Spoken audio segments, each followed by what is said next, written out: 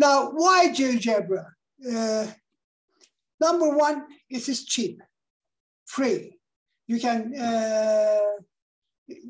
download it. There are lots of sites that you can download GeoGebra. It is an open source software. It has been developed mainly for students, starting from high school to university level.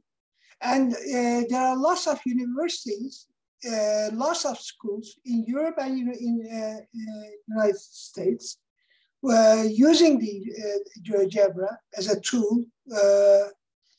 It is very easy to use.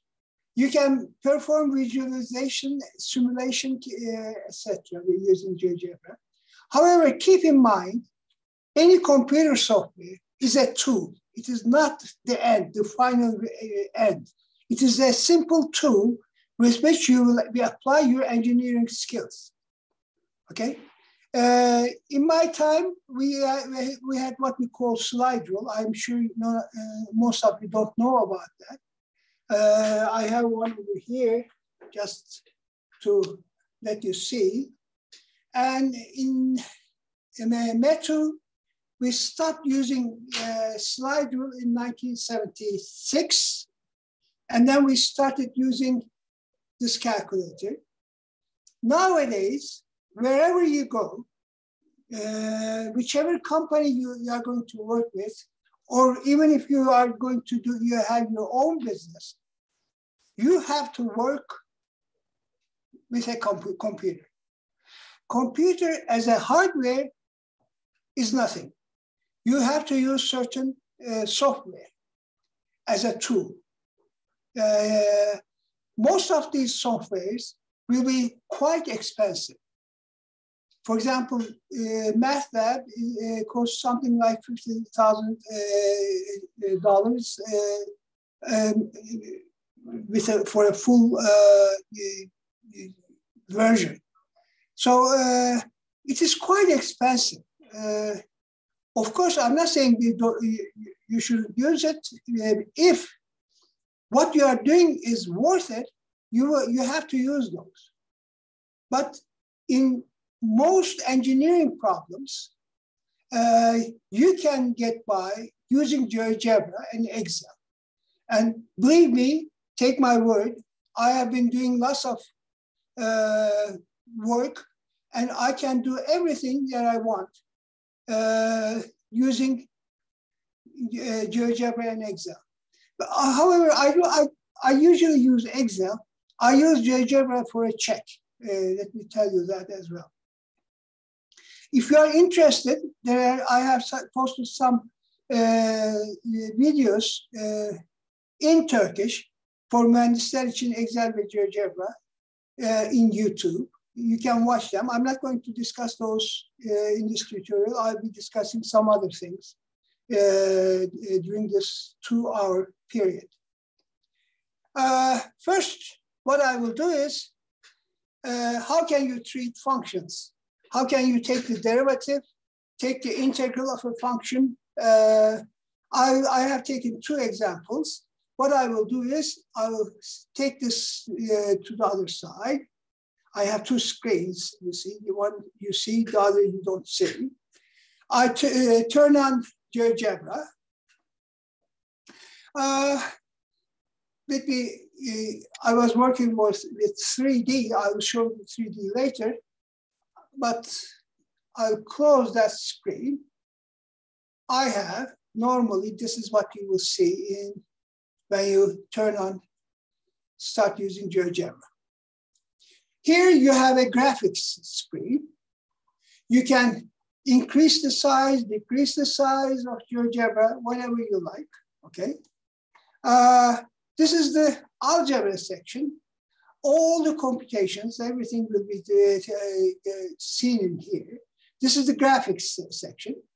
Down below, you have the input section. You have to write your input in that part. And then you have the menus. This is movement menu. You have Freehand Sketch, pen, etc. And then you have point menus, point on an object, attach or detach a point, intersection of two lines as a point, midpoint or center, and so on. I'll show this in a minute later. Then you have lines, all kinds of lines and vectors. You have perpendicular line, parallel line, perpendicular bisector, angle bisector, tangent, etc. This locus is, I'll show them when I'm showing examples. Polygon, the word explains itself. Circle with center and through a point. Circle with center and radius. 3-point circle, semicircle, circular arc, circumcircular arc, etc. over here. Ellipse, hyperbola, parabola, etc. Angle with a given size. Distance, area, slope, etc. Reflection about a line, reflect about a point, reflect about a circle, rotate. Okay, this slide is very important. Whenever you have a change in variable parameter, you use a slide. Then you can import text or image. You can import image to this GeoGebra. I'll show you that as well. And then you have zoom, zoom in, zoom out, move, graphics, etc. Actually, all you have to know is whenever you are here, those are the menus with which you are going to perform your calculations, your graphs, etc. And then another beautiful thing is you can increase the font size. You can change the language. If you want, you can convert this GeoGebra into Turkish very easily. Click over here, go to this one.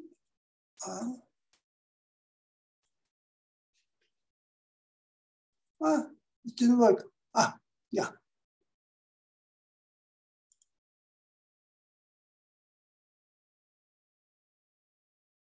I couldn't catch it.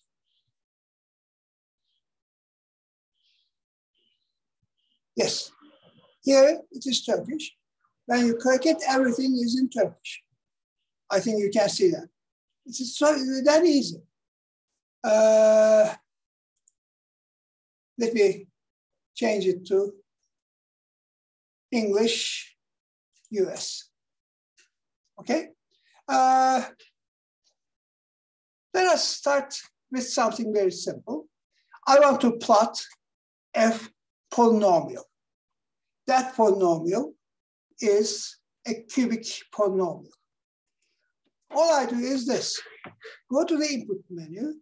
F of x is equal to x to the power 3 minus 20 x to the power 2 plus 10x. You don't even have to write multiply sign.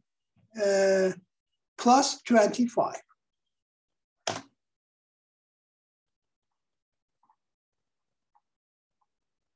This is the curve.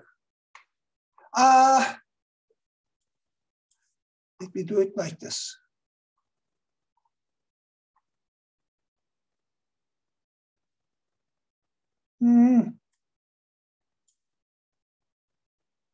How shall I do that? Okay.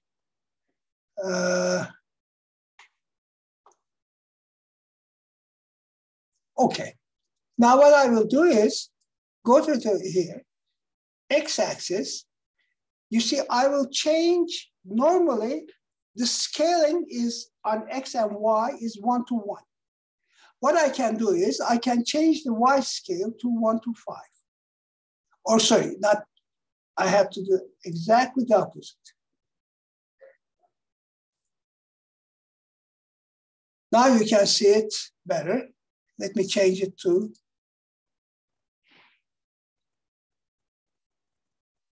1 to 10. This is the function that I have drawn. It's a cubic function, as you can see. The function that I have drawn is written on the algebra section as such. Now here's the beauty. Once you have the function drawn, you can go to the point menu. You can determine the roots of this function. By simply clicking on it, notice you have 3 roots, A, B, and C. Here they are. You have determined the roots. It's that easy. You can determine the maximum and minimum, extremum. Click on the curve. Notice D, there should be an E over here. D and E are the extremum values. It is that simple. Now, if you want to take the derivative of this function, g of x is equal to f prime of x. As you know, the derivative of a cubic polynomial is a second order polynomial. This is the derivative. Let me do it once more. H of x is going to be equal to g prime of x. Derivative of a second order polynomial is a straight line.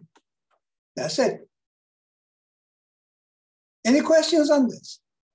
This is very simple, very easy. This is all you do. Although I believe in my version, I don't have the integral, indefinite integral. I'll show you the definite integral in a minute. Okay? Now I will file, new.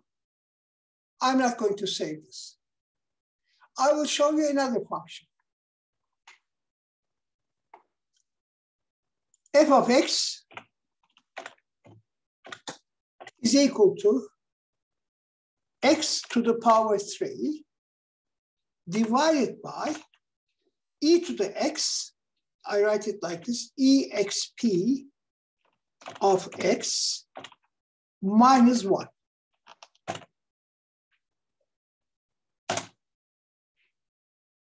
This is my function.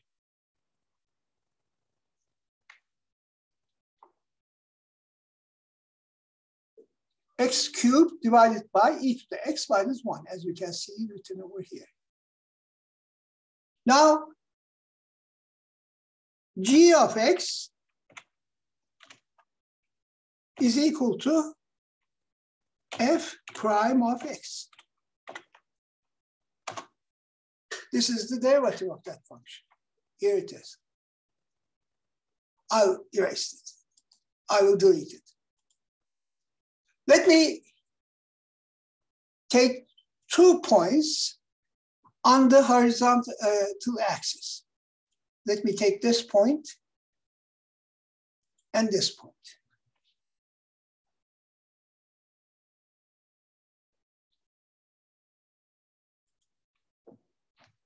I will say h is equal to I and t, open up parentheses, f of x, the function itself, f of x, comma, x of a, comma, x of b, close parentheses. I think I did it correctly, hopefully. Oh, okay. I think I should do it like this.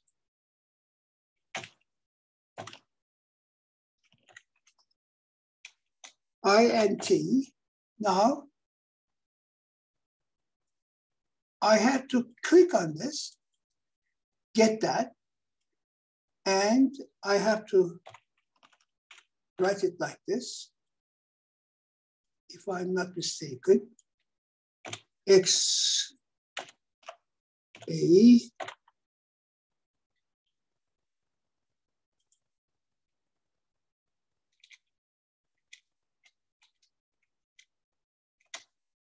X B should work. Ah, yes, it did. Okay. Now, as you can see, H is equal to 5.02 between A and B. Now, what I can do is, can you see? I can change the integral, determine the area underneath.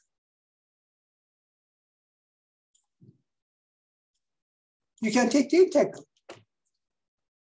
very easily, very simply, very fast. Okay.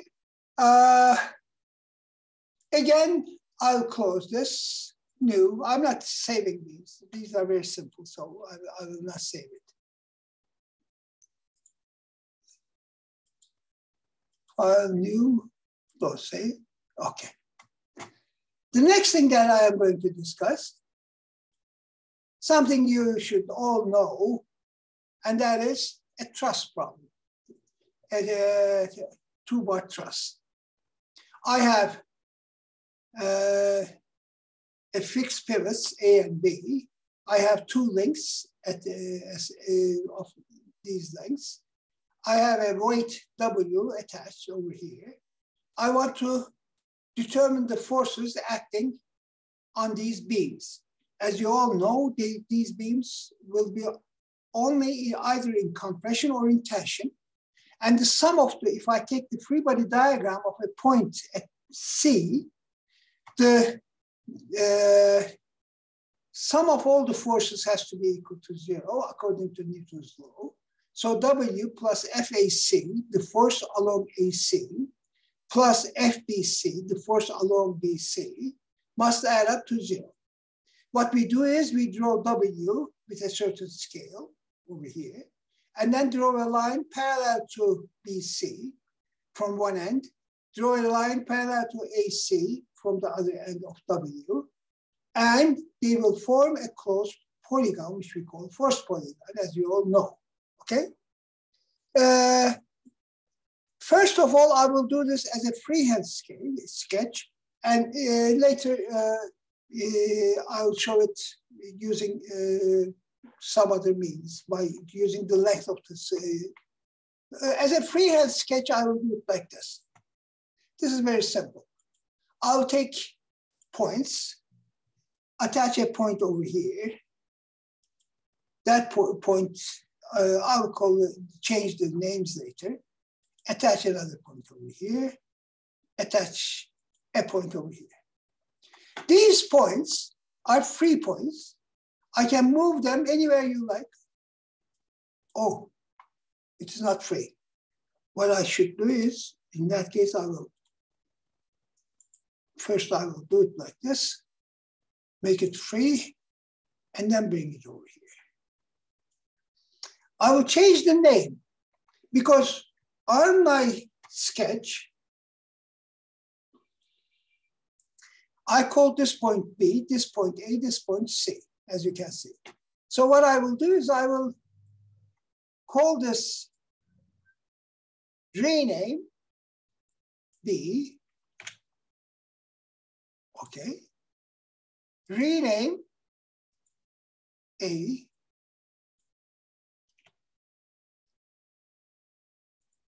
and that point is C, it's okay. Now I draw segments between these points. One segment is like this, the other segment is like this. The thing is, I can move this. I should be able to move this as well. I can move this as well. Okay? Now I have a load acting at C, W, of a certain magnitude. That force, weight, is going to act vertically down. So what I do is first I draw a line perpendicular to the horizontal axis, like this. From this point, draw a line perpendicular to the horizontal axis. That's the direction of gravity, gravitation. And then I have a certain weight. Shall I call, okay, I'll use a slide. That slide I will call W, weight, or if you want, I can write it weight as such. It is going to be a number. It's not going to be 0. It's not going to be less than 0. 0 to, let us say, 100. 100 can be 100 newtons, 100 kilonewtons, whatever you like. Okay, here's that weight. As you can see, as I move the slide, the magnitude of the weight changes. Let me keep it 30.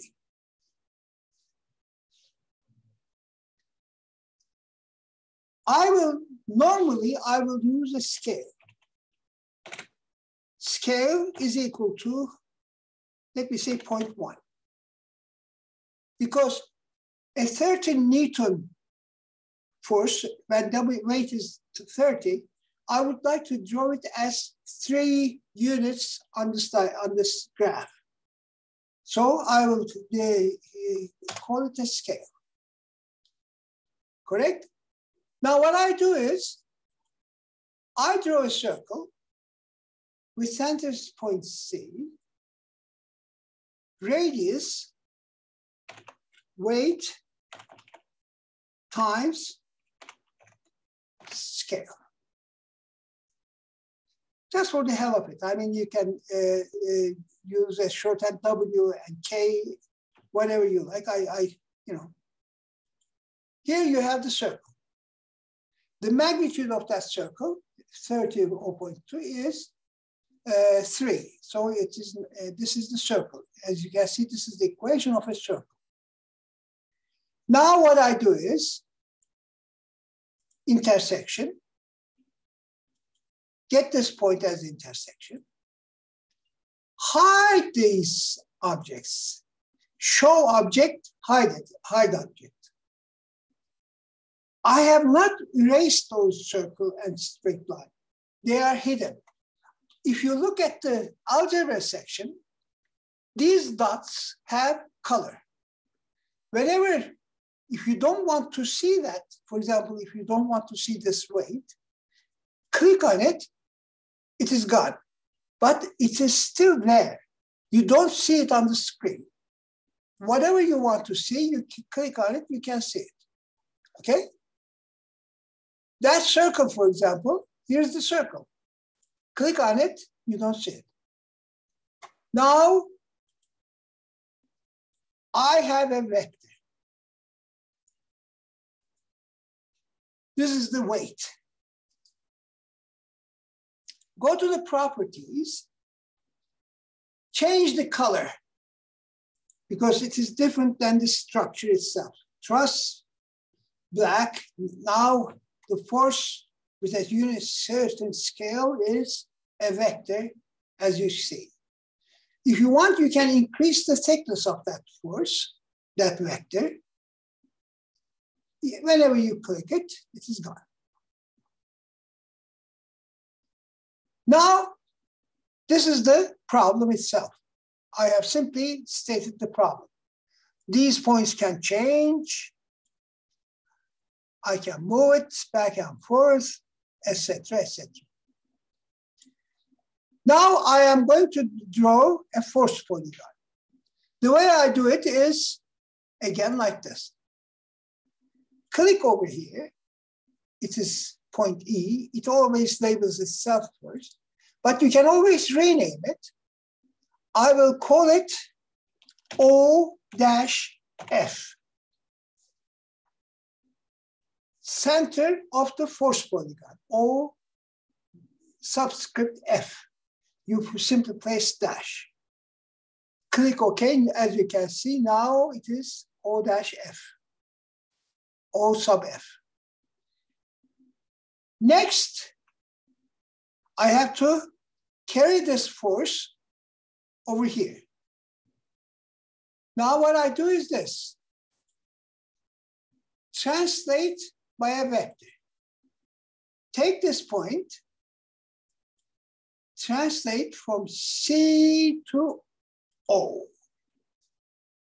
and then hide this vector. Your vector has been transferred to this location. I'll change its color. Oh, sorry. Okay. Object properties, color, red, style, increase the size. Okay, thickness, sorry. Now what I have to do is I have to draw a line parallel to BC from one end of this force and draw another line parallel to AC from the other end. That's very easy. This is a parallel line. From this point, it doesn't matter which one you draw. Draw this line parallel to AC. From this point, draw the line parallel to BC. It's that simple. Determine the intersection. Hide this line. Hide this line. Let me repeat, you are not erasing them. They are over here. Okay? Whenever you want to see, you can see. Now, the force polygon is such that the force W plus the force FABC plus the force FCAC is going to be equal to 0. Okay? Again, properties. These two lines, I'll change the color to blue. Those are the ones that I have found.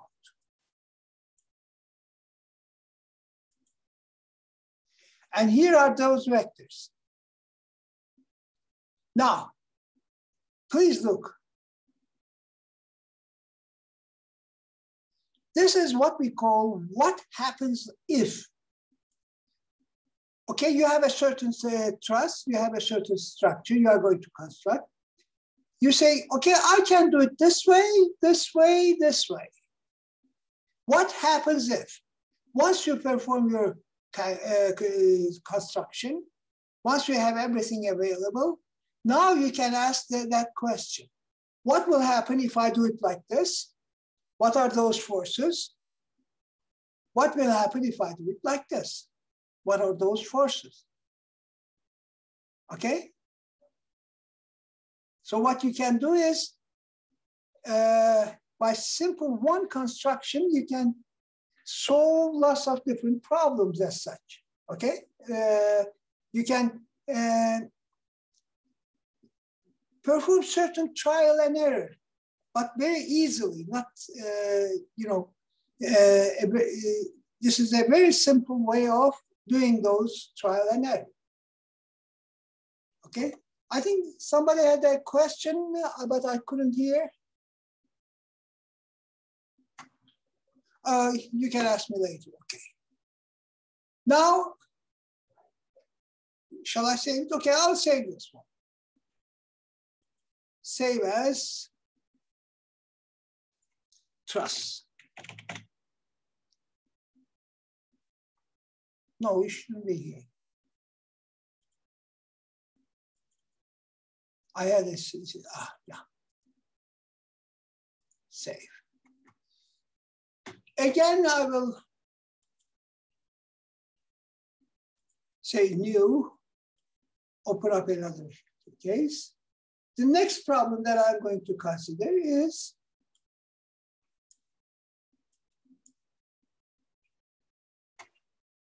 a spring problem. I have a spring, but I don't know the spring constant. As you know, starting from the 17th century by Hooke, the force is proportional to displacement. F is equal to kx.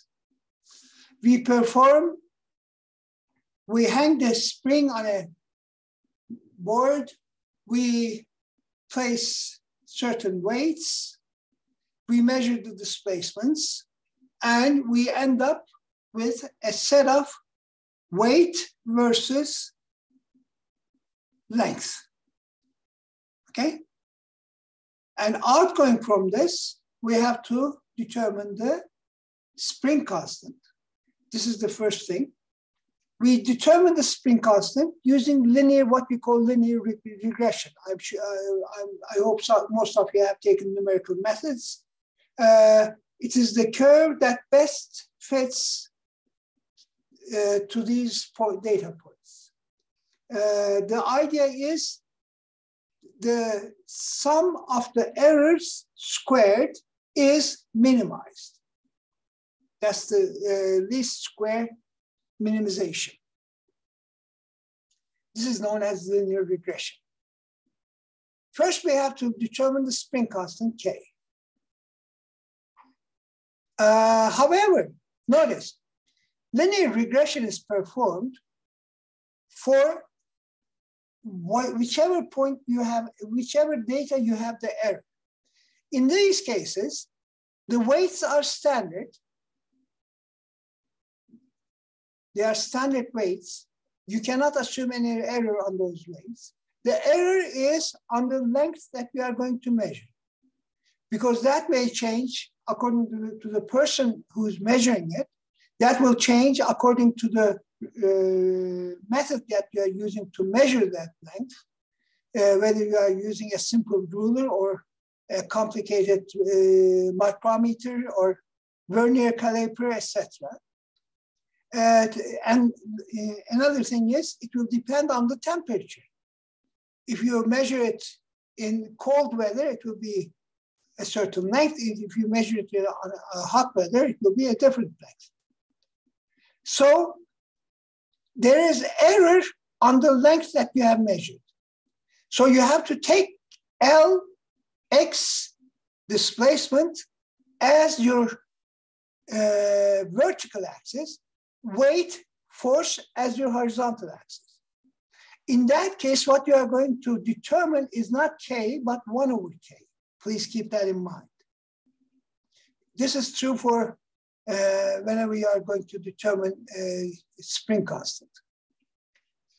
First thing, we are going to determine the spring constant. And then this is very simple. If a mass M is attached and the spring is stretched 100 millimeter and released, determine the motion.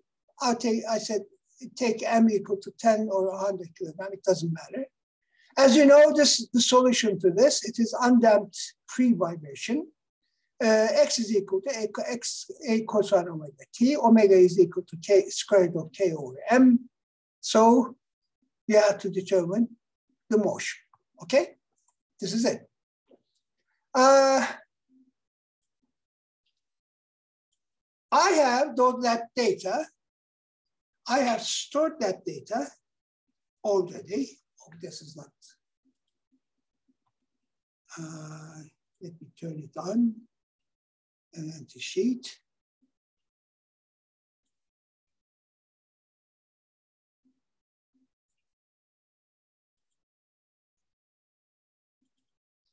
Here's my spring data. This is the data that I have for the spring that I have shown you on I have to import this data into GeoGebra and use it. Okay. Now what I do is this. What happened? Okay. First of all, right now you see the graphics, algebra, inputs, menus, and so on. But what you can do is you can view, click on spreadsheet. GeoGebra has a spreadsheet as well.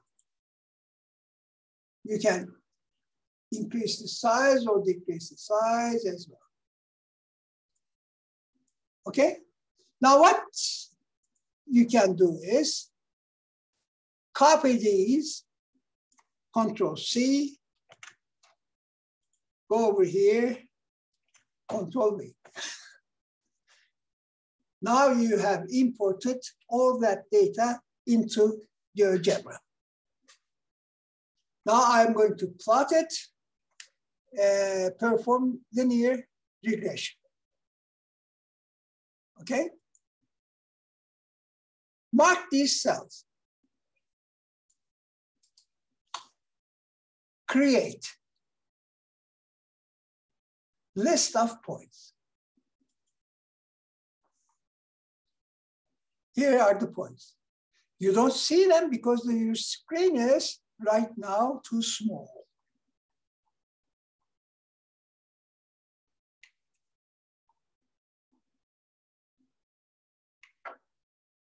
Okay, you have imported those data points. Later, I'll show you how to export from the graph to the spreadsheet.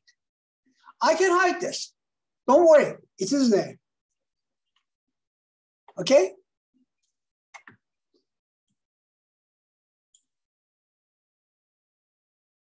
These are the points. I have to perform linear regression. This is how I do it. I hope I haven't forgotten. Fit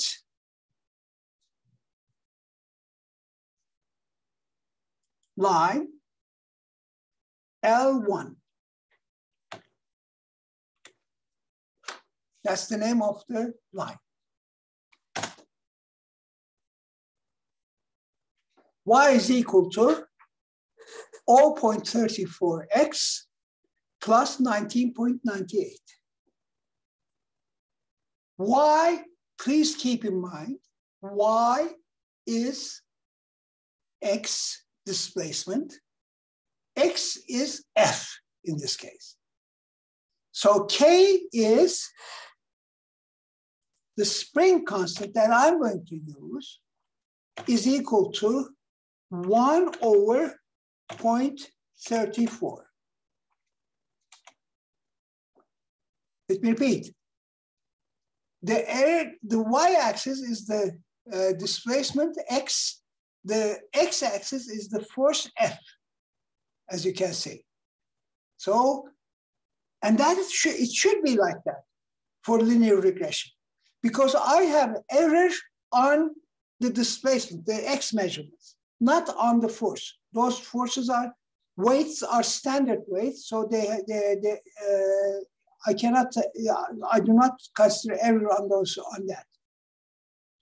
So 1 over 0.34 is your spring constant, K, 2.94 Newton per millimeter. I don't know, I don't care for the units. Oh, 1 second.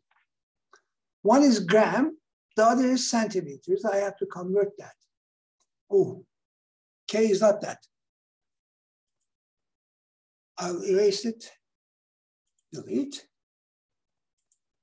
K is equal to 1 over 0.34 times, the unit right now is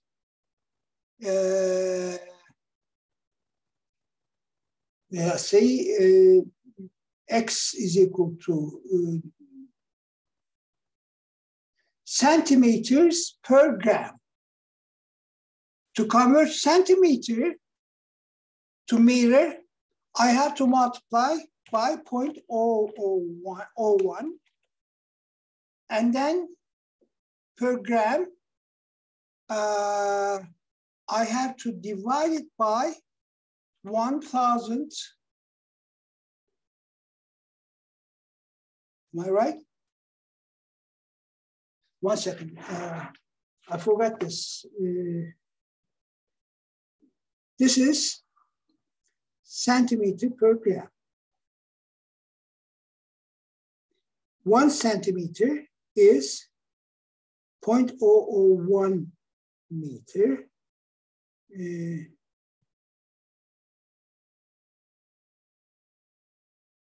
Per centimeter. 1,000 gram.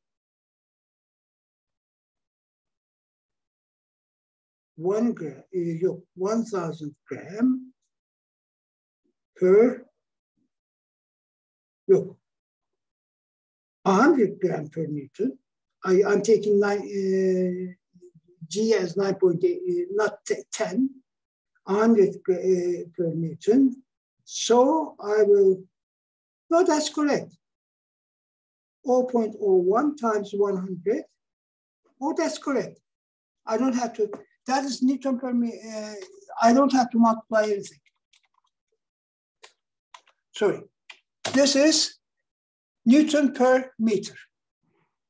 2.94 Newton per meter.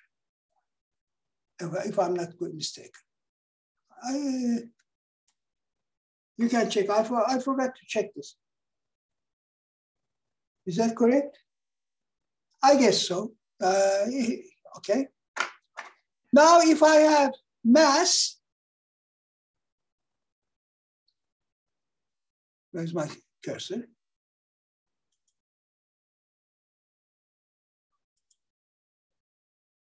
Insert slide, mass,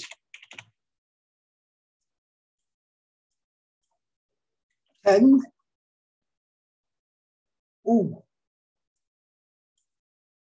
100.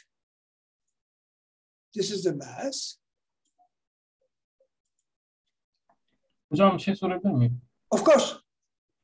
Neden biz 1 over k, 1 over slope yaptık k'yi bulurken? Okay, this is very important. It has nothing to do with GeoGebra, but it has something to do with linear regression. When you are performing linear regression, you are assuming that the x-axis, there's no error along the x-axis, but there is a possibility of error along the y-axis, along the magnitude that you are measuring that is dependent. When you are determining a spring constant, the weights, the masses that you are going to use are standard masses, okay? Those are certified masses that you are going to use. You take it as you assume that there is no error involved in those masses. It is not plus or minus, okay? So your x-axis must be the parameter whose value you accept. Whereas the y-axis is the parameter that you are measuring and that may have error. As you can see, take this point H, that point H is not along this line, or J is not along this line. The measurements have some error. The linear regression, this line is determined such that the distance from H to this line is taken, squared, and this is done for every point that you have selected. You square them, add them up, and you try to minimize that sum to obtain the parameters for this line. There are two parameters for this line, as you know, slope and the y-intercept. And you determine the slope and the y-intercept such that the difference between these points, squared, summed, is a minimum. That's what we call linear regression. Okay?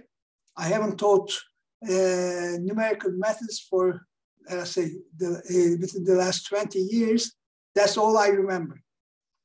Is that agreed? So the error is what you have measured. In that case, y is an error. The measurement that is your distance. Now, because of that,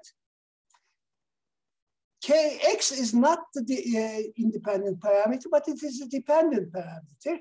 F is the independent parameter. That is why you determine 1 over k. Is that agreed? That is why you determine 1 over k.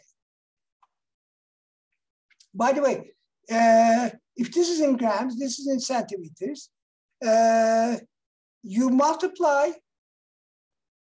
these centimeters by 0.01 to obtain in meters. You have grams, so you have to multiply these by 0.001 to convert it to 0.01 to convert it to Newton. I'm forgetting about 9.81. I'm taking 9.81 as 10. So multiplied by 0.01. So the ratio is the same. Newton per meter is correct. Is that agreed? Evet hocam, thank you. Have I explained why I have determined 1 over k instead of k? Okay, please. I mean, if I had plotted force along the y-axis, x along the x-axis, and performed linear regression, that wouldn't be correct. That will not be correct, because in that case, I am assuming error on the force F. Whereas in this case, I'm assuming there is error on the displacement that I have measured. That's the important thing. Okay? Now I have mass, so I can determine Alt W. In that case, if you press Alt and W, as you can see, you see omega. Whenever you want, I'll show that later as well, is equal to SQRT. What does that mean? Square root divided by, open up parentheses, K over M. What's that? Natural frequency. Sorry, cancel. Mass, K over mass. I had written it as mass.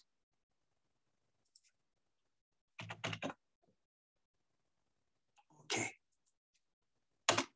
As you can see, it is 0.28. Now, this is the portion for which I have obtained the constants. This time, I will open up another graph.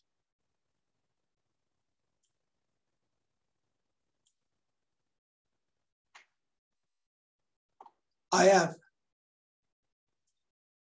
a new chart.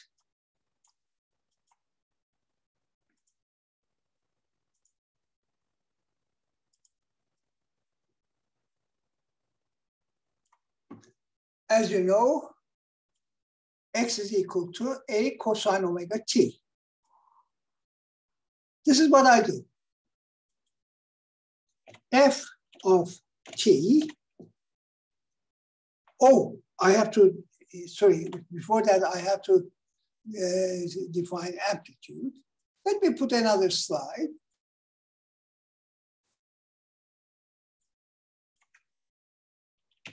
A. If I have A over here, notice what will happen.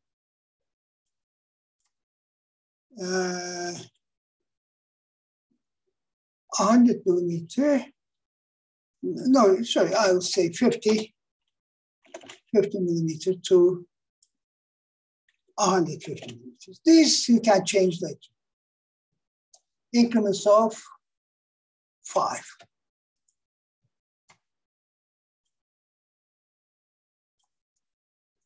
Now, come over here, cancel. You are on the second graph, okay?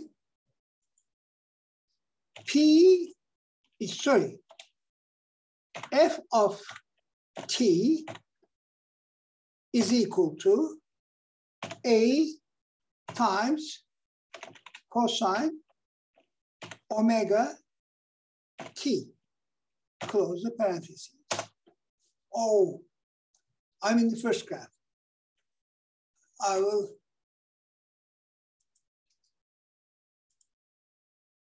I have to be in the second graph to draw that on the second graph. I hope I can.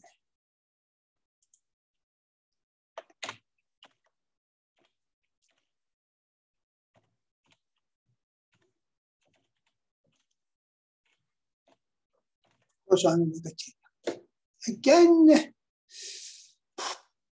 oops. Do I have it here? Yes, I also have it in here. I don't know what, or maybe it is from the previous case. Okay. Oh, no, now it's gone. I have made this very simple. I didn't, I could have placed damping, etc., etc. I could have complicated this problem more, but I think you can see what happens. You can import data, whatever data you have.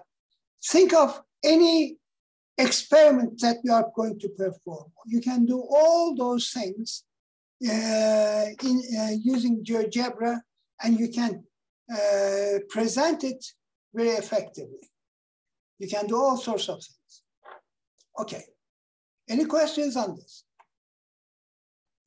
I'm going to save this file, save as Spring. If you want, I will send it to anyone who wants it. Okay. Again, let us say new. Let us close this one. The next problem that I'm going to discuss is a mechanism. Okay? This mechanism I have taken from a book by Artur Belyaevsky, Mechanisms for Designers and Inventors, was it? Mechanisms in Modern Engineering Design. It's a dual mechanism, but I will, by the way, before doing this, let me do something else, a mechanism. But I will, you can see different ways of drawing a full bar in the YouTube. What I will do is I will do something different. I will pick up a point over here, another point over here, just as if I'm drawing freehand sketch. I have placed points like that. This is my crank. This is my output link. And for the coupler, I'll take the polygon. This is my polygon. This is a 4-bar, but this is not movable. I cannot move it. What I can do is, however, I can change its dimensions, as you can see. I can increase or decrease the crank length. I can change it. Whatever you want to do, like that. Okay. Now, once I say, okay, I can do this anytime you like, okay? No problem. Let me attach a crank slide. This is going to be an angle. Automatically, it says alpha. I prefer to call it Alt T, theta, Alt T. and then -2.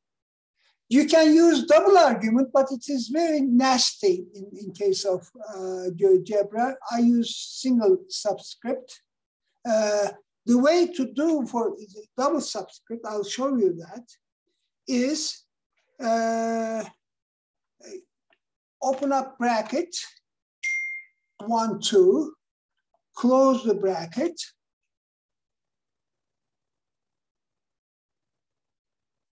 click OK. As you can see, you have double subscript. But doing that each time is hell of a trouble. So what I do is delete it, brackets, etc. I will say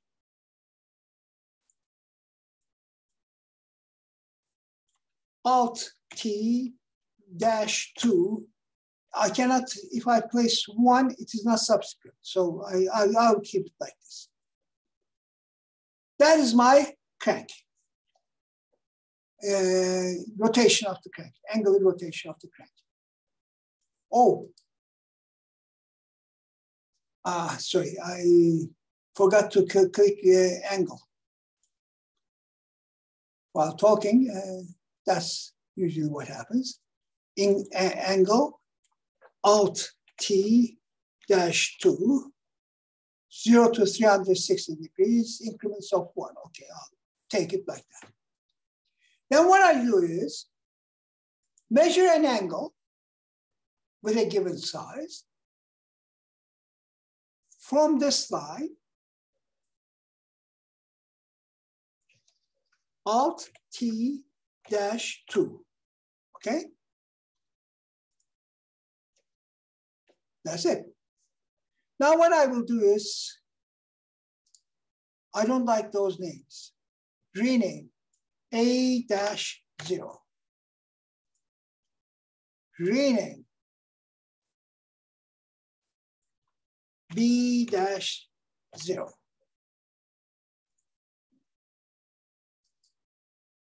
Rename B prime. That's the one fixed. Sorry, A prime. Oh.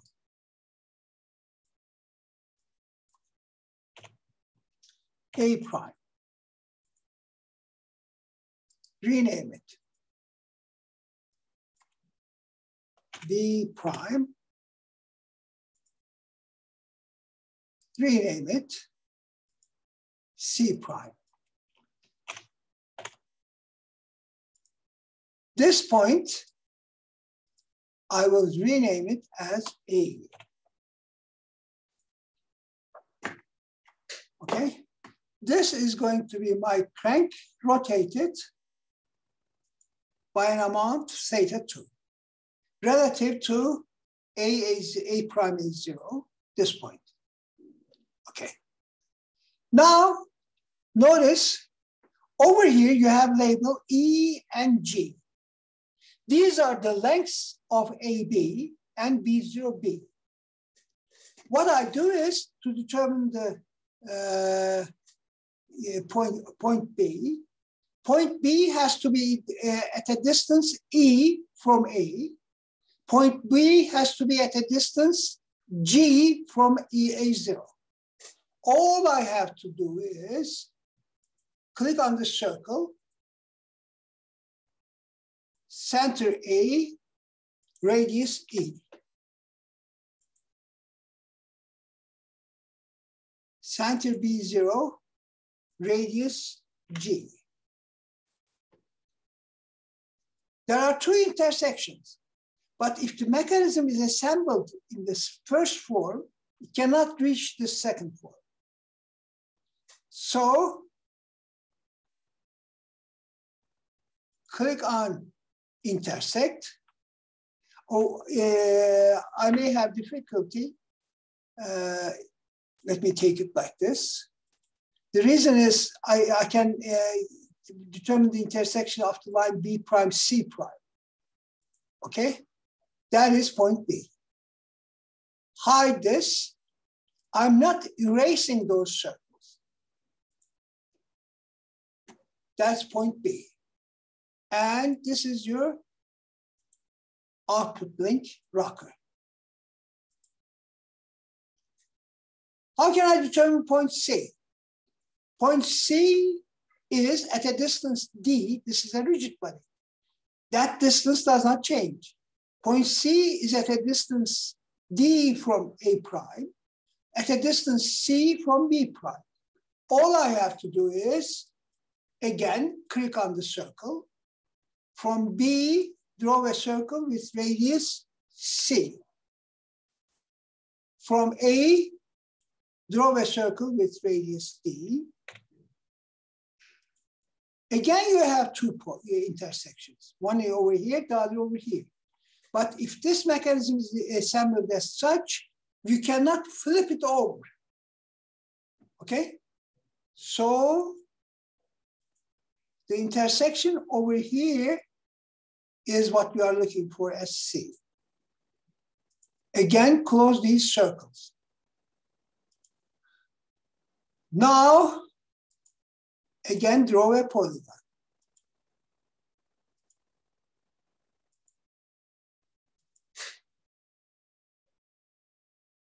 Now, let us make it a little bit better. Click Object Properties. Usually, we draw the crank as red, input crank. The coupler, to your taste, but I will do it like this. Blue. Okay?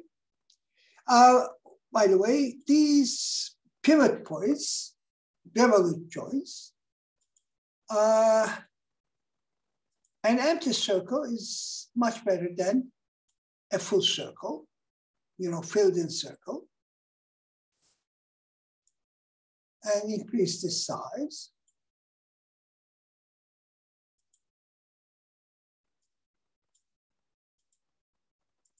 Whereas these fixed pivots, I'll keep it as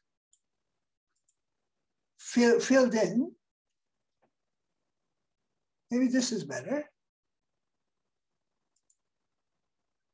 Increase its size a little.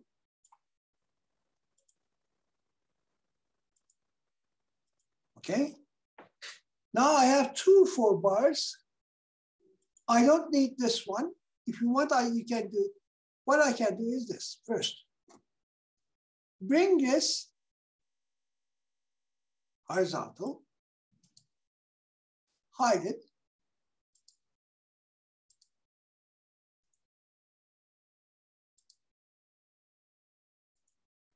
Oh.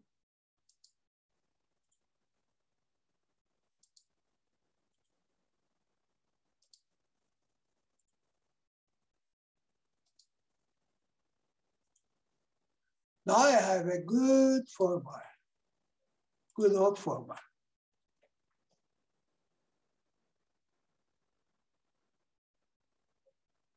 Correct? Oh, it is oscillating back and forth. Animation off. Object properties, change oscillation to increasing. Another thing that I will do, first of all, take trace on for point C.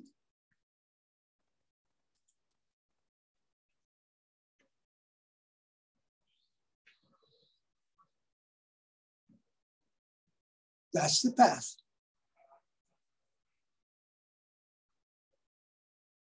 I don't like that point. Animation off. Here's a beautiful thing. Click on locus. I want to determine the path of point C as theta 2 is changing. Okay? That's the path of point C. Now I don't want this thing to be traced. That's the path. Now what we can do is, if you want, click on these points.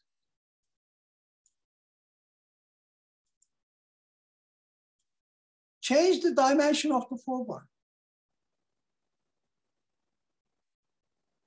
Change this point.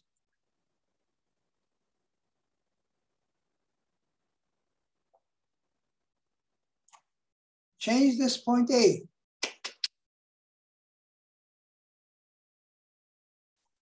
Hide it. Don't show it.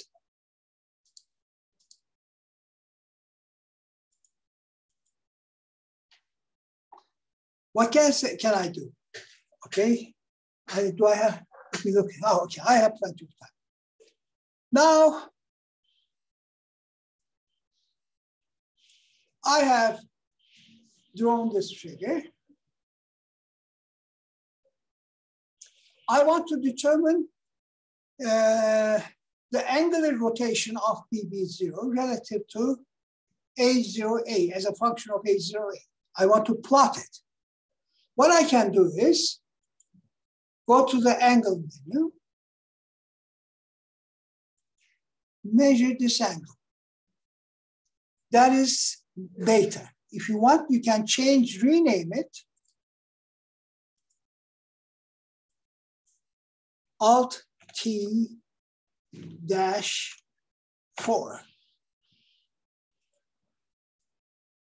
You see, for every crank angle, this is 117 degrees. This is 107.78 degrees. Okay. If you want, okay. Now, I want to plot θ6 as a function of θ4 as a function of θ2. I want to plot θ4 as a function of θ2. This is what I do. Open up a new graph. Options, view graph 2. I'm in graph 2. P, a point P, is equal to the horizontal axis is going to be θ2, alt T-2. Unfortunately, if I do it like this, it is in radians, times 180 divided by pi. It is used to convert radians to degrees. Alt T-6, comma, alt T-6 times 180 divided by pi. Okay? Oh, θ6, I should cancel. Oh, θ4. See, I have a point over here.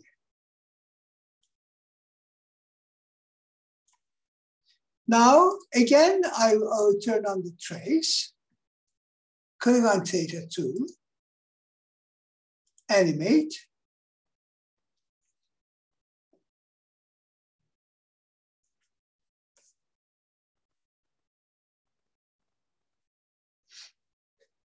Oh, 360. I see.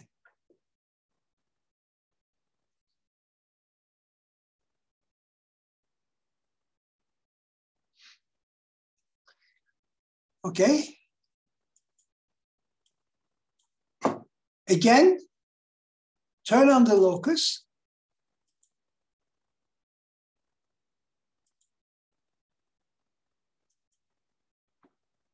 That's the angular, that's the curve between the input and output. Now what you can do is XY axis. If I'm not mistaken, okay. This will be better to view. You can see how much oscillation you have, etc., etc. Okay, let me close this. It's over there. You can turn it on anyway. Before going to velocity and acceleration analysis, let me show one other thing. Okay, I want to export the value of θ2 and θ4 to some other program. Okay, fine. view, spreadsheet, click on theta 2, okay? Record to ship spreadsheet. Click on theta 4, record to ship spreadsheet. Okay, you can set row limit, you can do all sorts of things. I'll not do that. Close it. Oh, I have to open it. What I will do is clear all traces. Clear all traces. I have to start from 0, right? I mean, for that table, that's why I did it. Close it. Now, animation on. This time, rather than importing data, I'm exporting data from GeoGebra to somewhere else. I can copy and paste and do everything, whatever you like. Okay. That's it. You can, you can simply copy and paste to Excel, to any other program you like. What about velocity analysis? Let us say the input crank is rotating at a certain speed, 10 radians per second. Out omega dash 2 is equal to 10. Okay? The velocity of point A, is going to be equal to the angular velocity of that link 2 times the distance A0A. The magnitude is, let me repeat, omega 1, 2, the angular velocity, times the distance from the origin, A0A. So I know that magnitude. The direction of that velocity, will be perpendicular to A0A in the direction of angular rotation, either this way or that way, depending on whether it is the crank is rotating clockwise or counterclockwise. Okay. Then we have the coupler link. The velocity of point B, link 3 is a rigid body. The velocity of point B can be considered in 2 ways. Point B is a coincident point between 3 and 4, links 3 and 4. If I consider point B on link 4, the velocity of point B will be perpendicular to BB0. The magnitude, I don't know, because I don't know the angular velocity of link 4. Omega 1, 4, I don't know. So all I know is that velocity is going to be perpendicular to BB0. But the velocity of point B relative to A is, since it is a rigid body, is going to be perpendicular to AB. The relative velocity is going to be perpendicular to AB. It cannot have a velocity in this direction because it's rigid. So what I do is this. Again, I pick up a point. It doesn't matter where you place it. Change it, rename it as O-V. O-V, the center of velocity polygon. Again, you have to use some scale factor. This time I'll call it S-V, scale. I'm not sure, but if that is 10, let me take it 0.1. Later, if I want, I can change it. That's a scale factor.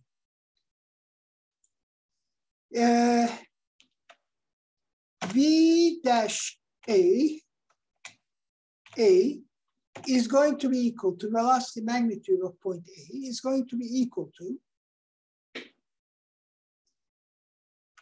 omega 2 times A0A. If I look A0A, the length A0A, notice over here, it is written as H times H. But I have to multiply this by a certain scale factor, S dot the dash C, okay? Notice, H, actually, I think you can see it over here. Where is H? 3.31 units times 10, 33.1 units, okay? Times the scale factor, 0.1, it is going to be 3.331 units. Oh, SV, I'm sorry, cancel. SV, SV, 3.31 units. That's the magnitude of the velocity. Let me assume that the A0A is rotating counterclockwise. So it is going to be in that way. So what I do is this. First of all, draw a line from point OV perpendicular to A0A. This is the line. That is the direction of velocity of point A. Its magnitude is going to be equal to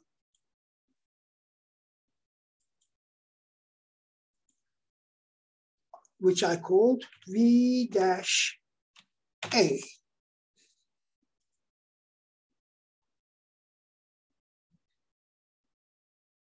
Determine the intersection. Hide this circle. Hide this line. It is a vector, so I draw a vector. This is the velocity of point A. The tip of this point, rename it as small letter A. Usually, I would also recommend you to change the color. Color, whatever. Okay, I'll take it as red. And then I have to determine the velocity of point B. Velocity of point B has to be perpendicular to B0B. And absolute velocities must always start from OV.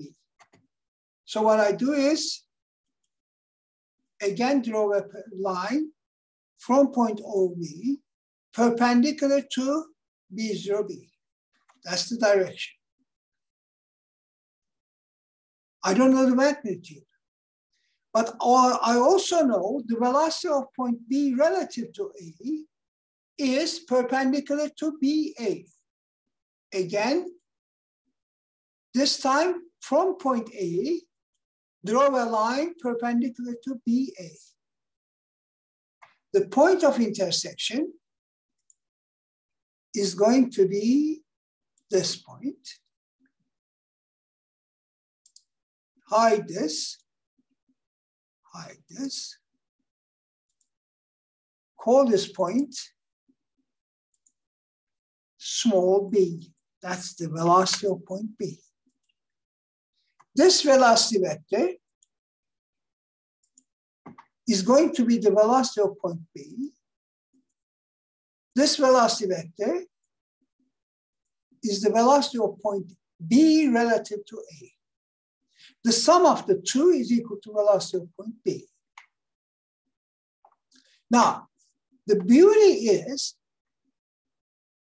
I have done this for this position, no problem.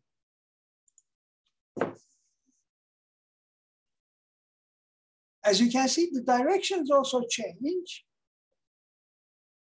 You always have a closed polygon, vector polygon, and you have determined the velocity, you have performed the velocity analysis for every point. Let us go on. I want to determine the velocity of point C.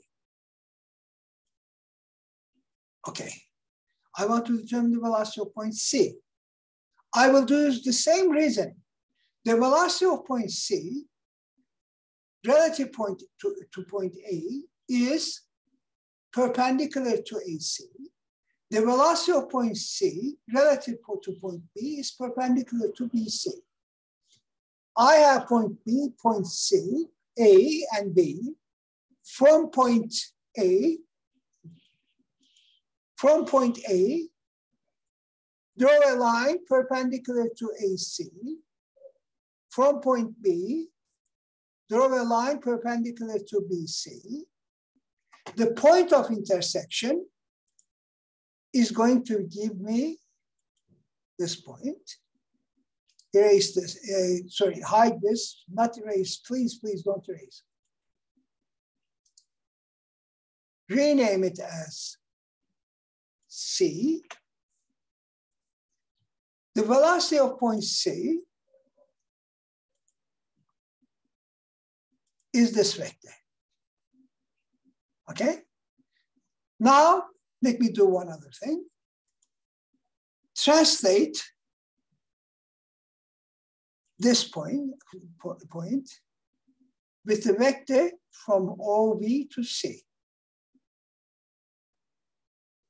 Hide this, draw this vector.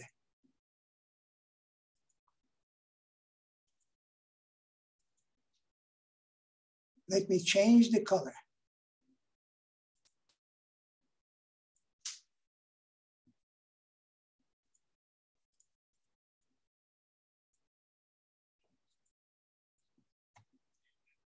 The velocity of a point path of point C will always be parallel to the path. Okay, tangent to the path, sorry.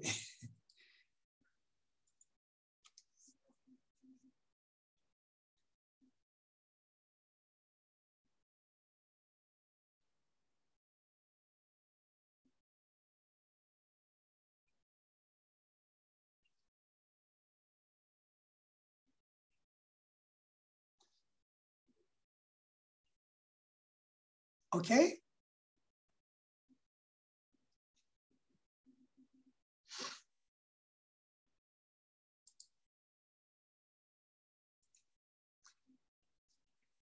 Okay.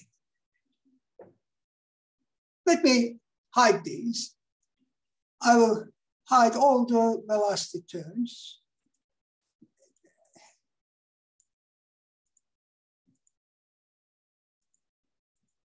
As you can see, it is there. I have performed velocity analysis, but I'm hiding everything that is related with the velocity, okay? No problem.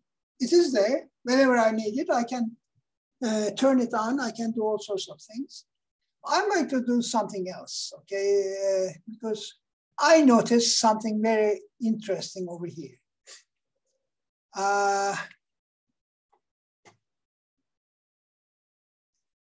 You see, this curve, just for the hell of it, maybe I can show all the points on that curve.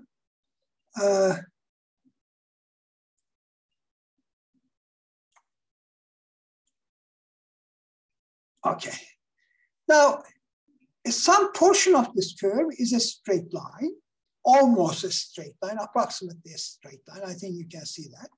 And this portion of the curve is a circle, almost a circle, okay? This portion. Now what I'm going to do is I'm going to design a dual mechanism in two different ways using this 4-bar mechanism, okay? I'm going to design a dual mechanism using this 4-bar mechanism using this curve. But before doing that, let me save it.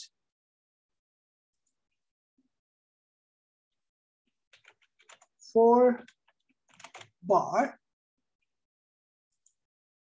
as such, because I will be designing in two different ways. The one way is using this circular arc. What I will do is point on an object. I will place 3 points on this circle. Now these points, if I select that point on an object, these points I can move back and forth, but they will always be on the circle, on this curve, okay? This will always be on this curve. Is that agreed? Now, what I will do is circle through 3 points. I will draw a circle as a construction. This is not going to be my mechanism part, passing through these 3 points. And then what I will do is I will determine the center of the circle. Here's that center.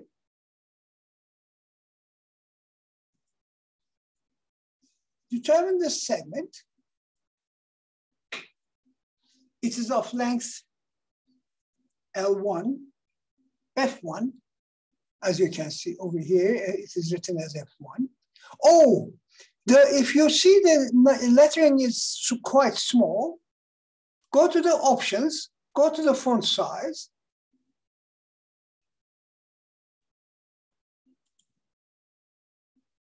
$16. That's not enough. 24. I think that's enough, right? Now you can see much more clear. Now what I will do is, that is the center. I will pick up a point over here and draw another segment from here to here. Usually it will be E, G, H, those letters must be close to perpendicular. Not exactly, you don't have to be, but let us say like this. Now, hide the circle, hide this point.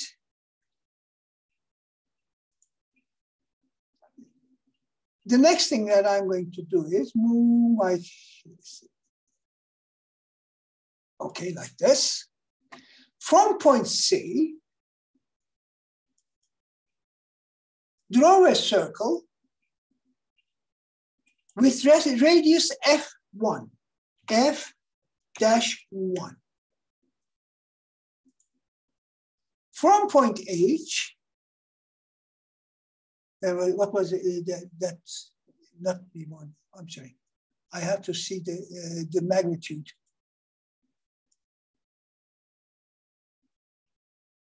G1.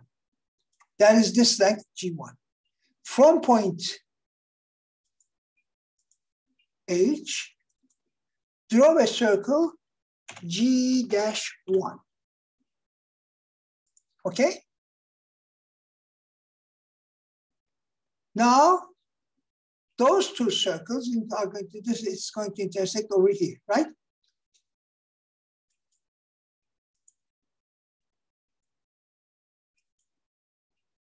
Mark that, hide this circle,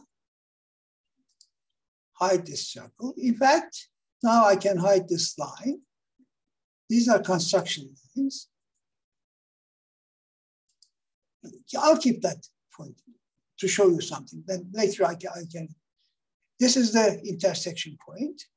Now draw two segments, H, I, C.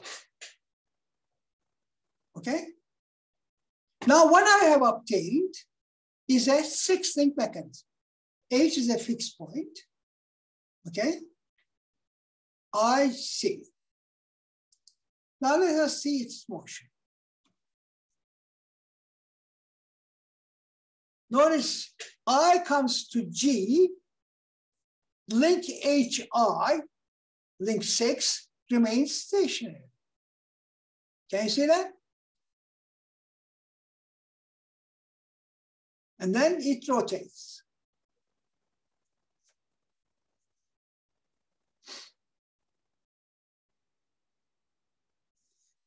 Okay, let me show this more in detail. This is how you perform a design. You have designed a 6-link mechanism outgoing from a 4-bar mechanism. Arbitrarily, I have selected that portion. Now I have obtained a dual mechanism. HI dual remains stationary while the crank is rotating. Let me first measure an angle from horizontal axis. That is 33.6 degrees. Let me see what it is beta. I'll call this theta, rename theta dash 6. Alt T dash 6. Okay. Again, I will view graphics 2. Notice I have theta 1,4 as a function of theta 1,2. Now I will say Q is equal to, open up parentheses, theta dash 2 times 180 divided by pi. You know the reason, because I have to convert it to degrees, comma, theta dash 6, this time the angular rotation of the link 6, times 180 divided by pi.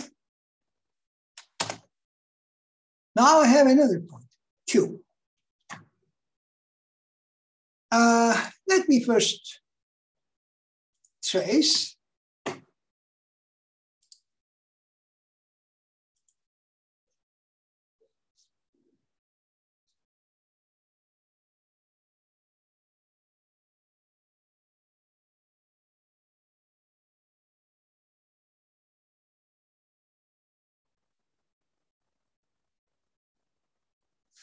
Okay, now can you see what's happening? For this portion of the cycle, the output link 6 remains stationary, it doesn't move. Whereas this thing, link 4 moves, this thing over here in this range, it doesn't move, it doesn't rotate. Okay, we have locus. I hope I will be able to do it.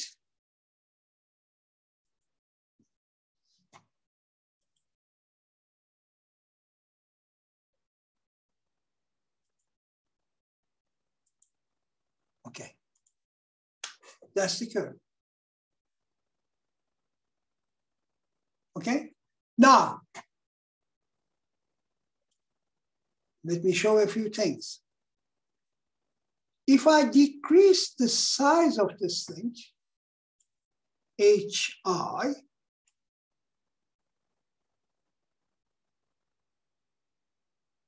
notice the angular rotation is going to increase. If I increase this point, the angular rotation is going to decrease. The oscillation, the amount of oscillation link 6 makes decreases. I can move it back and forth.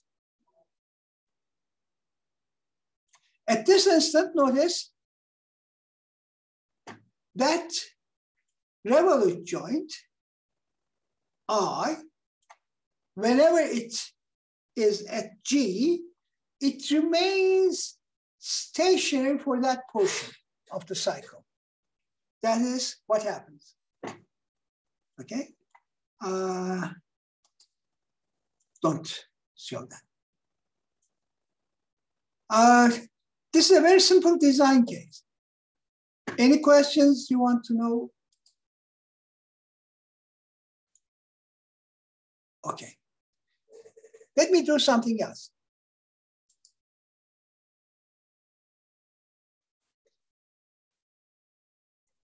I will save this. Anybody who wants to have a copy is welcome.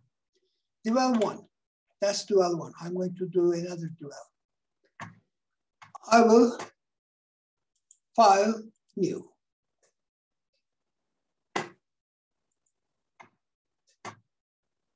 File, open.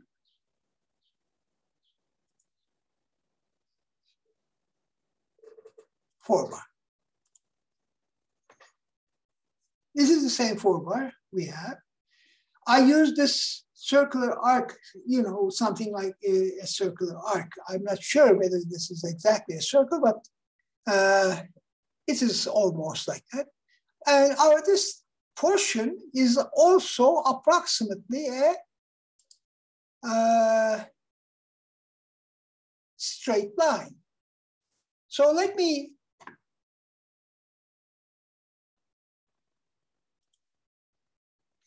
take points, several points.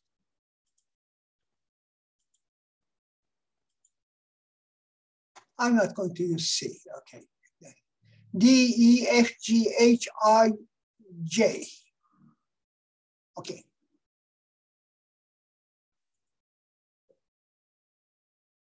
Then I will say, fit line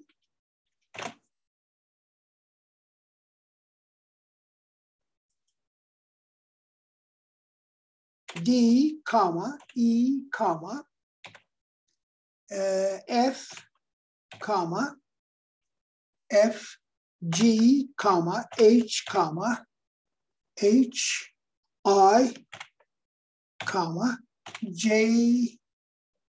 That's it.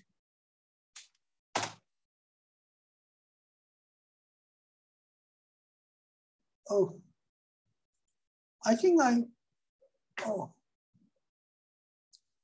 sorry. I think I did something wrong. Not line X, fit line.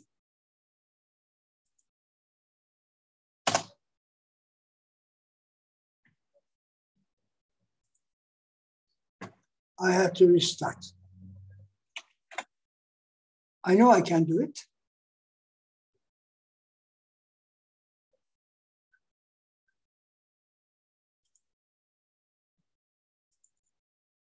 I have to do it like this.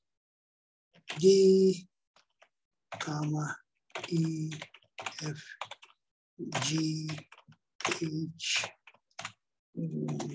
I, J. Yes. Now I have done it correctly.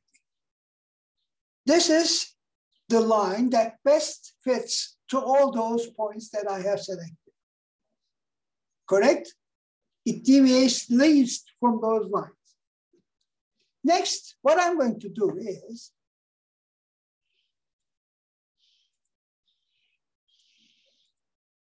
I'm going to select a point over here on that line. Okay? I'm going to hide this line.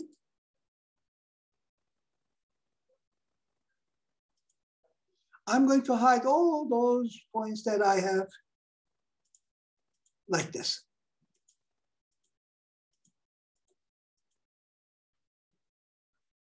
Okay?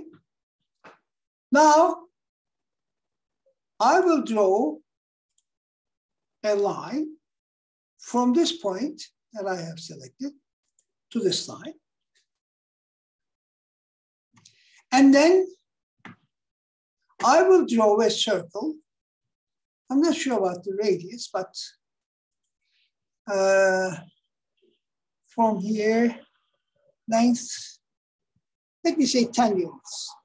If necessary, I will change it. Yes, I have to change it. Object properties, go to the basics, then take it as 10, I'll make it 15, okay?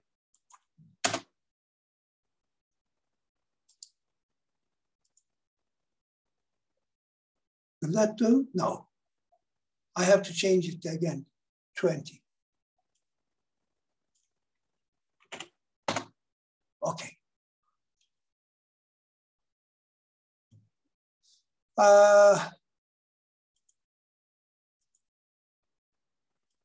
Click this intersection point, hide this hide this. Now,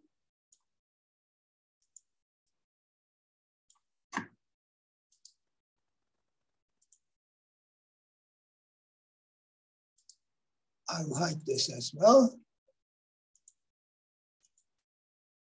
I will draw a line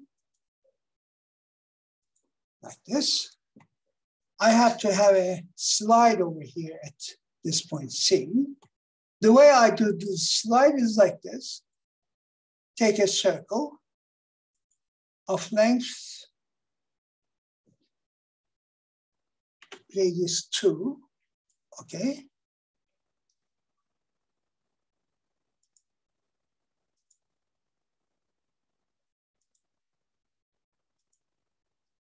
Draw 2 perpendicular lines from point C perpendicular to this line, from this point perpendicular to this line, and then draw another circle. That was 2 units. Just let me make this as 1 unit. Okay.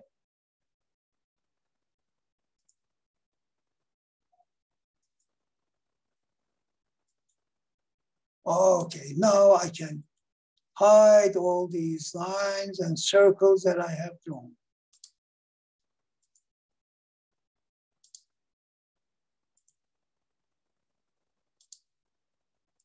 I'm left with these 2 points. Now, reflect about a line. Take this point, reflect it about this line. Take this point, reflect it about the same line. Hide this line. Polygon.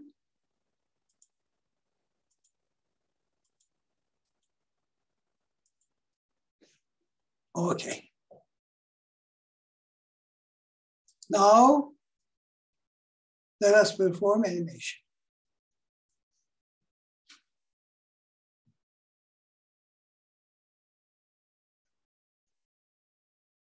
Notice what happens. When it is at this straight line, does the output length 6 move? No, it doesn't.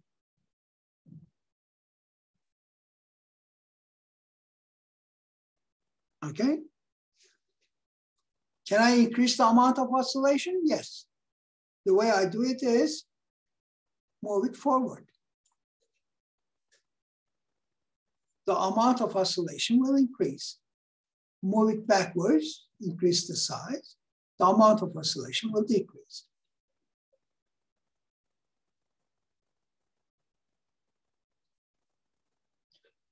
Okay, I'm watching the time. I have one other thing to do, but before that, I forgot. First, I have to do that as well. Let me,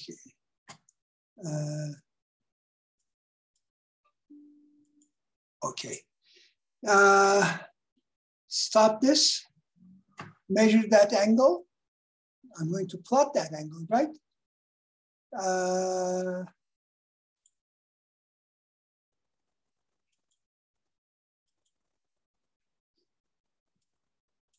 Rename that angle as theta 6 again.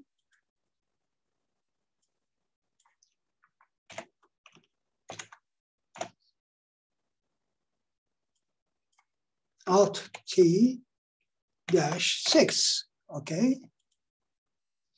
Now I can turn on the second graph. I am on the second graph. I will say Q is equal to, open up parentheses, Alt T dash 2 times 180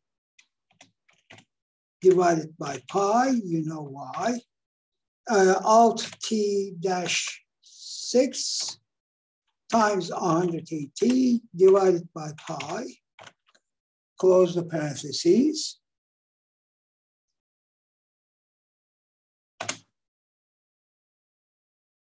Oh,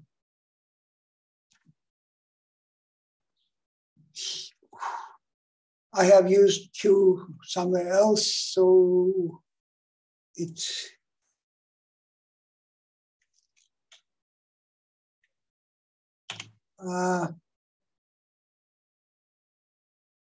okay. H, I hope I haven't used H, is equal to, open up parentheses, Alt T dash 2 times, I had a conflict with Q with another point, so Q1, Q2, Q3, so that's why I had trouble, pi. Hopefully, thankfully, I switched back to normal. Hocam. Yes, sir. I think you are used H already. Have I used H? Oh, okay. Then what I will do is this. If I have used H, I will use like this. Capital Z-1. I'm sure I haven't used that. Z-6, let me say. This is simply so that there will be no conflict. Okay? I have given a different name. Alt T-2 times 180 divided by pi, comma, Alt T-6 times 180 divided by pi, close the parentheses. Yes. I saw the point, but where the hell is that point? Oh. Where's H? Is it over here?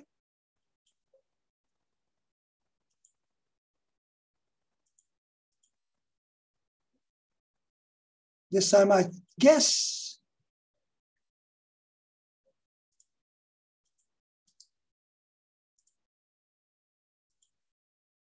I guess I moved to the other street. Z is equal to.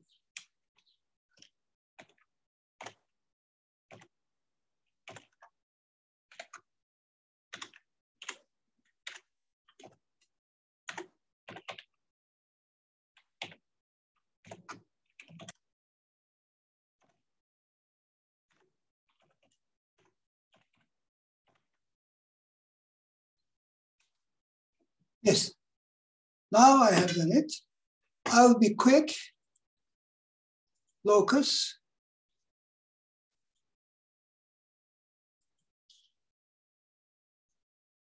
I don't understand that.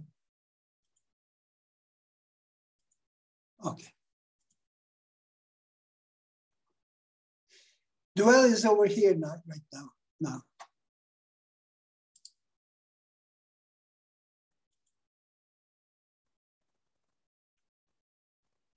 Notice, it duels, goes up, comes back.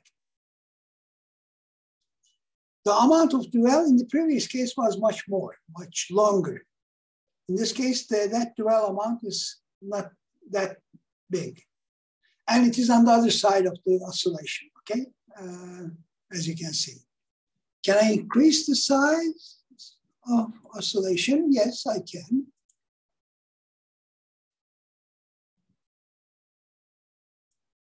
Notice this portion is the duel from here to here.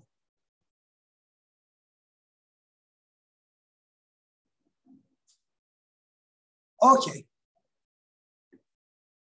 I will stop this because I have one last thing to show you, and that is File, Save As,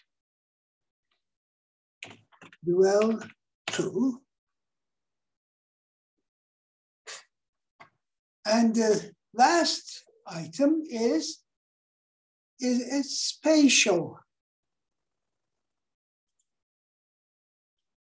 toolbar.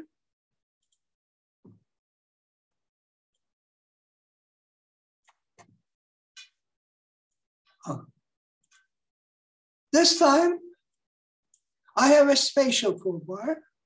These are the lengths, dimensions. The output length is 90 degrees. It is at 90 degrees with respect to the input length. Okay? these two are at 90 degrees to each other. Let us do that. I hope I have time enough, 10 minutes. I think I can do it. I can close this, open this up. Now, this time, I turn on 3D graphics.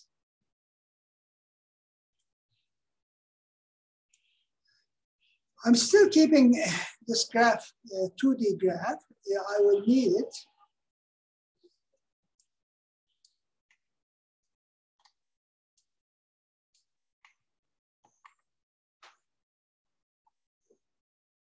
What did I do? I cannot, okay, now. That's my axis. In this case, notice the input crank is on the z-axis at a distance OF equal to 100 units. AF, that crank length is 80 units.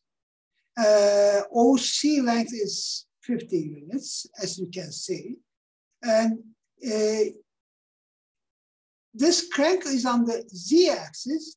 The output link is on the y-axis because psi is 90 degrees, as you can see. Okay? So what I will do is this. First, F is equal to, it is 3-dimensional, 0, 0. In the previous case, I had the 2 coordinates to define a point. Now I need 3 coordinates to define a point. Comma, 100, or F is 100. Okay? As you can see, I have a point over here. And then I have OC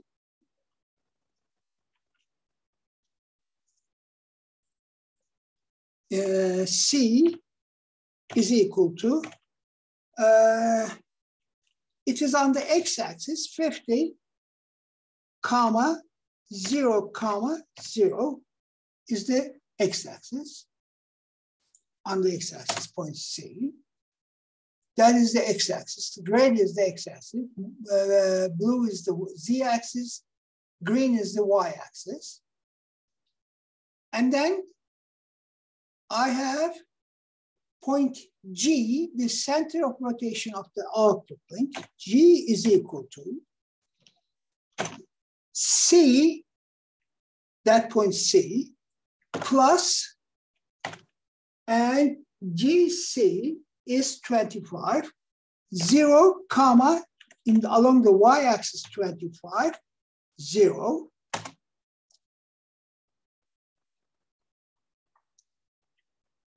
This is the center of the crank, input crank. This is the center of the output crank, okay, from those dimensions. What I will do is, now, notice I have the different menus. This is circle with center, radius, and orientation this time.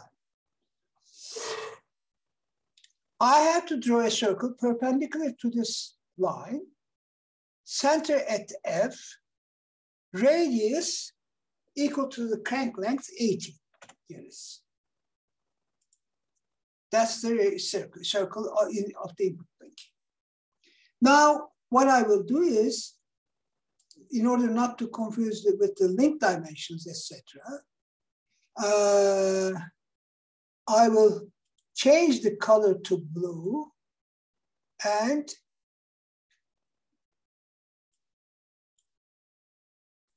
I will change the style to dash, okay? Because it is a circle traced by the spherical joint of the crank. And then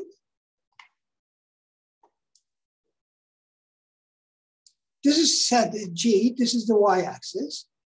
I will draw a line from point G parallel to the y-axis. Again, I will change that color to decrease the thickness. change it to make it blue, because I don't want it to be confused with, again, this one as well. I don't know why it changes. Okay. Now I will draw another circle. Another circle. The output link, circular arc, center C. Sorry, no, you shouldn't do that. Cancel. You should ask me, maybe I had done it wrong. Circle with direction. This is the direction. This is the center. Yeah, now it is correct. And that is GB length, 91 units.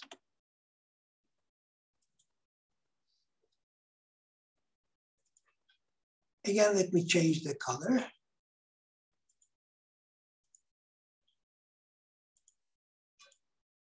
Decrease the thickness, like this. Now, in case of a 4-bar, let me first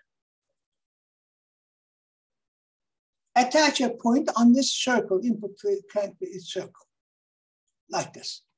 That's my point A. Okay?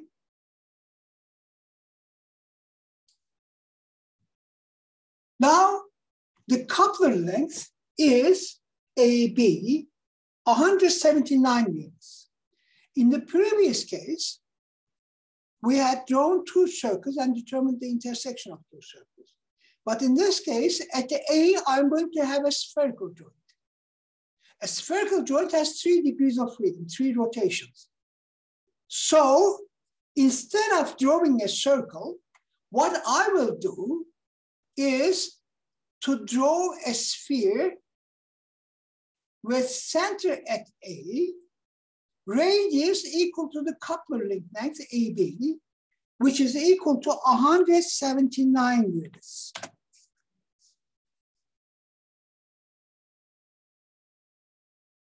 This sphere is going to intersect that circle, output link circle, in 2 places. Correct? Intersection. This circle, with this sphere, but with this circle. I have found those points. Hide it. You see, it has intersected at these 2 points. I'm going to accept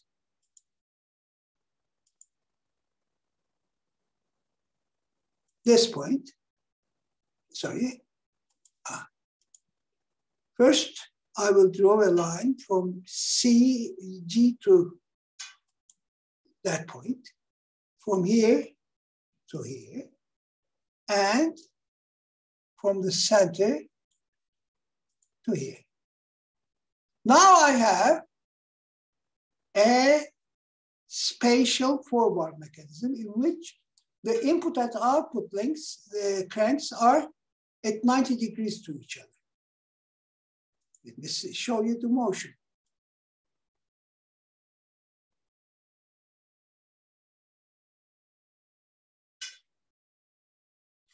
Of course, I can assemble it in a different form. Can you see this other intersection? Of course, you can it will intersect in that position as well. Now I have designed, I am analyzing a spatial 4-bar. I have selected 90 degrees just to make it easy. It can be at any angle, in fact. Using this concept, I can design or I can analyze any kind of a spatial mechanism as well, as you can see.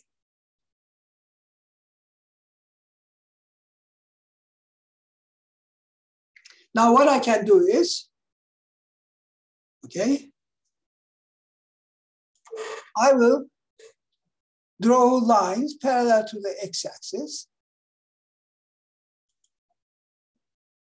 from this point, and from this point. Of course, I have to change the length. Then I can measure angles.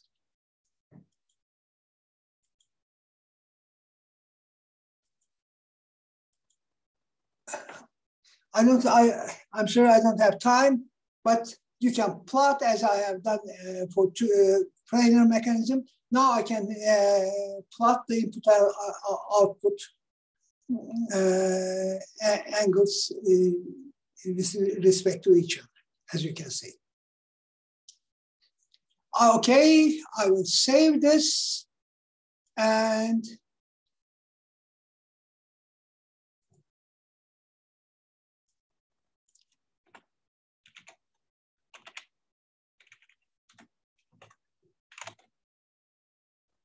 spatial forebar.